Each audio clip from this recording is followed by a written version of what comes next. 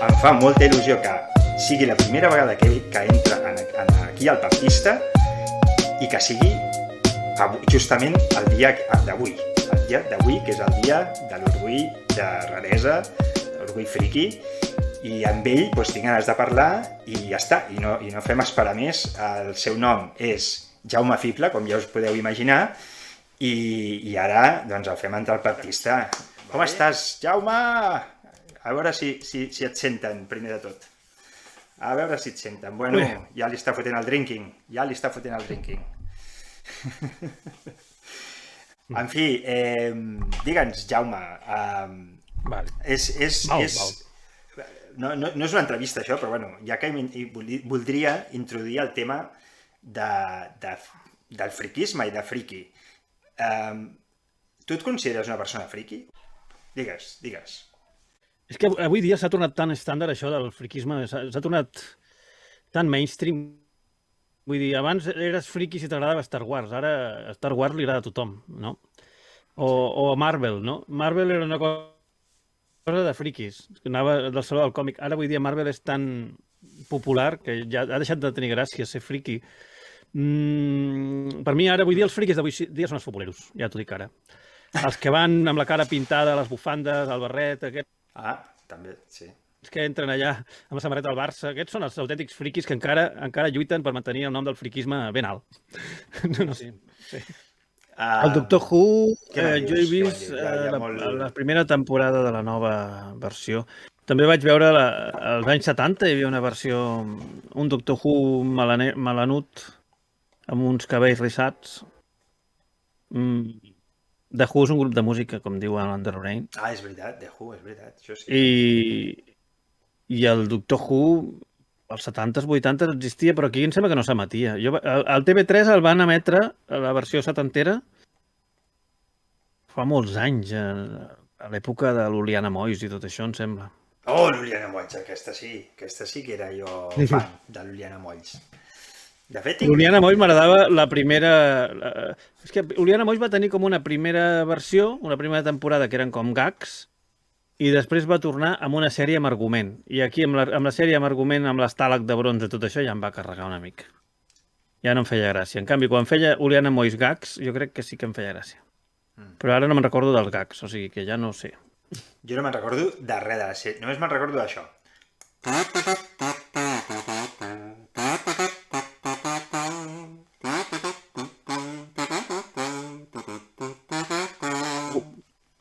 Això és de la pel·lícula de Robin Hood, de Disney. D'allà ho van treure. Algú m'ho ha dit, això algú m'ho havia dit, em sembla, és veritat. Ho vaig dir un dia en un directe, allò que vaig posar. M'ho vas dir tu? Doncs pot ser. Jo diria que sí. Ho vaig fer en un directe, la vaig posar i vaig posar el gall aquell que sortia caminant. Què més? Següent pel·lícula. Següent, Matrix. The Matrix. El real Matrix. A veure, Matrix... m'agrada. M'agrada molt la primera i la segona i la tercera i la quarta no gaire, però bueno. Però bé, la primera molt meravellosa, tot i que quan la vaig veure me'n recordo que l'any anterior havia vist Dark City i vaig pensar que és una còpia total de Dark City, que l'havien fet un any abans, perquè tenia una història molt similar. A més, havia llegit també el còmic de Los Invisibles de Grant Morrison i Matrix és una barreja amb una coctelera de Dark City més Los Invisibles de Grant Morrison, que és un còmic que de veritat, que fins i tot el propi autor del còmic va dir que ni tan sols es va ofendre per la còpia perquè li va semblar boníssima la pel·lícula, però que evidentment ho van notar, que era com una mena de quasi plagi. És que sortien els tios amb els trajes negres, es ficaven a dintre d'un món virtual, hi havia una mena de Trinity, era tot molt similar. Vinga, va, una altra. Una que no sé ni quina és, Tron, però diuen que és bastant friqui. Sí, Tron és una pel·lícula de Disney dels anys 80, potser 83, 84, si no m'erro, i tractava de... És la primera pel·lícula que va utilitzar gràfics d'ordinador en cinema i sortia en Jeff Bridges i és un paio que és un programador que el videojoc que ha programat el Xupa, el Xucla, i l'introdueix a dintre del món de videojoc. I vaja, i allà té aventures amb els personatges del joc i és meravellosa. És meravellosa.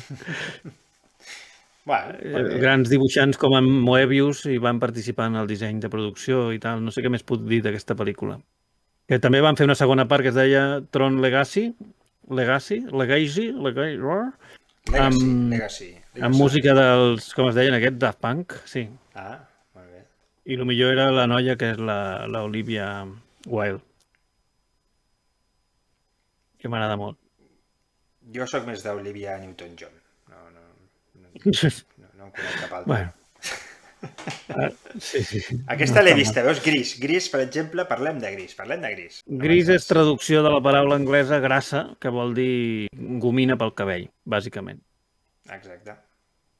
Sí. Va ser molt popular. Me recordo que jo diria que van ser els anys 90, que de cop i volta va haver-hi un revival de Gris i van vendre el disco en CD com si fos una cosa nova, que no s'hagués fet mai. I va tornar a sortir el CD, jo crec que devia ser perquè sortia en CD per primera vegada o alguna cosa. I va estar en els primers llocs de les llistes de venda i tal. No m'estranya. Que el tinc aquell CD.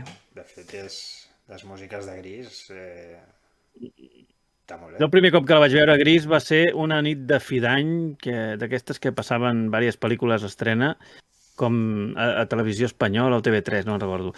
Però sí, ho feien, els dos canals ho feien. Les nits de fi d'any passaven pel·lis, però importants, grans. Jo què sé, igual posaven grans pel·lícules tipus i recents, tipus ET o els Blues Brothers, me'n recordo haver-la vist nits de cap d'any. O fins i tot els... Ja no me'n recordo què més. Els Blues Brothers, ET i què més recordo? Alguna d'Alien. Jive Bunny and the Master Mixes va ser una altra cosa que es va posar de moda en el seu moment. Que tu ara els odies. Jo els odiava en el seu dia perquè era molt amant de la música original en el seu moment i odiava aquell ximba-xumba que li havien posat. Però avui dia quasi que no noto la diferència. No sé per què. Dic tenir la oïda espatllada o que tota la música s'ha tornat tan dolenta que ja no noto la diferència entre el xumba-xumba que ella no em sembla tan horrorós. Deu ser això. Superman és friki. Superman, la d'en Christopher Reeve, molt maca. La primera. Imprescindible per la vida moderna. Aquesta potser sí que vaig veure la segona i la tercera, inclús, vaig veure. La hauríem fet fa molt temps. La tercera era d'aquesta que era en plan comèdia desfasada. Comèdia passada de rosca amb en Richard Pryor. El gran actor de No me chilles que no te veo, entre altres. I era més protagonista Richard Pryor que Superman en la tercera part. I la quarta millor no parlem-ne, que ja va ser canviant de productora, baix pressupost, un desastre. Però les dues primeres, que són gairebé una mateixa pel·lícula, la 1 i la 2, perquè continua directament, i les van gravar seguides, són superxatxis, excepte, si volem ser tiquismiquis, alguns poders de Superman que s'inventen, com això de rebobinar el món donant voltes al revés. I alguna cosa fa més, que fa alguna cosa amb la... No sé què feia alguna cosa molt màgica, bufant o alguna cosa, que creava alguna cosa, no me'n recordo. No sé si hi havia un moment que fins i tot feia una obra bufant. Però vaja, no me'n recordo. Alguns superpoders raros hi havia a la pel·lícula, però vaja, Christopher Reeve sempre estarà als nostres cors. No tinc per aquí cap foto d'ell. No, quina vergonya. No mereixo dir-me fric. Scott Pilgrim versus The World. Ah, sí. Aquesta també ve d'un còmic. El còmic el tinc, però no sé si el tinc en aquesta casa. Scott Pilgrim. També hi ha un videojoc per la Play 4. Està divertit. Scott Pilgrim, què dir, protagonitzada per Michael Cera. La pel·lícula està molt bé, està molt divertida perquè té com efectes especials de videojoc barrejats en el món de les persones. Jo què sé, li pega una hòstia a un i li treu una vida, o de cop i volta li dona superpoders i es torna immortal. I surten bastants actors coneguts. El que fa de Capità Amèrica, També hi surt, fa de dolent en aquesta. La cosa està en què un noi coneix una noia que li agrada molt, que es diu Ramona Patxugona, en aquest cas, també, em sembla, i tot va molt bé fins que descobreix que té 7 exnòvios malvats i gelosos que volen retar-lo a mort, a un duel a mort, o alguna cosa així, sí, un duel a mort, per gelosia, no?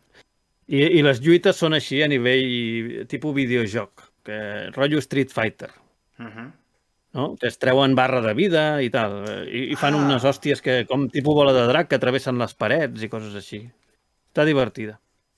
Aquesta és bastant fric, una pel·li bastant fric, molt bona, molt bona. Que aquí, en aquest país lamentable, van traduir els accents, és que són diferents, surten diferents ètnies de xinesos, no? I clar, en la versió original tenen diferents accents de diferents pobles de Xina. Aquí què van fer? Què penses que van fer? Doncs agafar i fotre-li uns accents català, uns accents andalús, un altre accent gallego, a la versió castellana, saps? Un desastre. Jo la recomano en versió original, aquesta pel·li. Anem a comentar sobre El Senyor dels Anells. Què opino d'aquestes pel·lícules? Ui, quines boniques pel·lícules. Són... no sé qui era, que em deia que eren 3 pel·lis. Mira... on només feien que caminar i caminar i caminar i no arribaven enlloc i no sé què. De les 3 parts, la majoria de la gent, la que més li agrada és la tercera, perquè és la que hi ha la culminació, no? de tot, el gran espectacle és a la tercera part, sobretot al final. Però a mi jo crec que la que més m'agrada és la primera. M'agrada bastant, tot i que el llibre, la veritat que el vaig llegir, m'agradava més. I falten molts personatges, al Senyor dels Anells, i falta aquell que es transforma en home os. No hi surt en el llibre El Senyor dels Anells i té bastant de paper. Què més podem dir del Senyor dels Anells que podríem millorar? Per exemple... no ho sé, tot està bé. Està bé que hi ha El Senyor dels Anells i no confondre amb El Silenci dels Anyells. No és la mateixa pel·lícula, ni tampoc confondre amb aquella pel·li que va fer en Ventura Pons, El complot dels anells. No és la mateixa pel·lícula, no confongui. Parla del futur. Aquesta és de les meves pel·lícules preferides, de les meves sagues preferides. M'agrada molt més que El Senyor dels Anells, com a pel·lícula. I què dir? Una vegada vaig anar a veure una marató al cinema, vaig veure les 3 pel·lis seguides i des d'aquell dia em va deixar d'agradar. No, sí que m'agrada encara m'agrada. No sé què dir. És veritat que la segona baixa molt el nivell. La primera és una obra mestra impressionant. La segona baixa molt el nivell per mi, degut als maquillatges cutres que fan servir per caracteritzar els actors. I també degut a que la noia de la primera part no van voler-la renovar per no sé quina estupidesa, per no pagar-li més pasta o alguna cosa. I a mi que fiquin a l'Elisabeth Shue maquillada com la primera noia, que la noia de la primera part era molt guapa. En fi, que res. En fi, Retorn al futur, la segona part, el dolent que té la segona part és els maquillatges dels actors, que són lamentables, el canvi de l'actriu que fa de la nòvia d'ell, i no només que la canviïn, sinó que la deixin en un racó aparcada per no donar-li cap mena de paper, que queda com una mena de florer. I després també la tercera part... Bé, la tercera part sí que està una miqueta millor, una miqueta més correcta, però